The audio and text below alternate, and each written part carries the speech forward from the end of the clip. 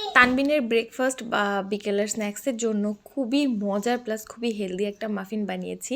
এটা একদমই এক্সপেরিমেন্টাল একটা রেসিপি ছিল। আমি এখানে ২ টা মিষ্টি আলু নিয়েছি।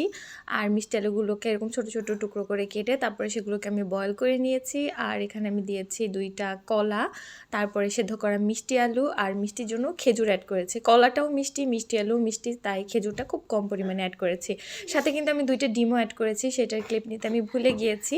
এখন এর সাথে আমি অ্যাড করে দিব ২ টেবিল স্পুনের মতো তেল, নরমাল যে সয়াবিন তেল, সেটা চাইলে এখানে আপনারা বাটার ইউজ করতে পারেন। তারপর এখানে ১ কাপের চেয়ে একটু কম দুধ অ্যাড করেছি। আমি কোনো কিছুর এক্সাক্ট মাপ বলতে পারবো না, কারণ আমি এটা একদমই আন্দাজের উপর বানিয়েছি। But it came out so perfect and so tasty. ১/২ চা চামচ বেকিং সোডা, ১ চা চামচ বেকিং পাউডার আর ২ চা চামচ অ্যাড করেছি ভ্যানিলা এসেন্স, ১ কাপ ময়দা আর ১ টেবিল স্পুন বা ১.৫ টেবিল স্পুনের মতো বাদাম গুঁড়া। চাইলে দুধটা স্কিপ করতে পারেন, সেক্ষেত্রে দুধের বদলে পানি ইউজ করতে পারেন। এরপরে আমি সব কিছু ভালো করে মিশিয়ে একটা মাফিন ট্রেতে নিয়ে এখন এগুলোকে আমি চুলায় বেক করে নিয়েছি ৩৫ মিনিটের মতো। এটা শুধু বাবু খাবে না, আমরাও খাবো।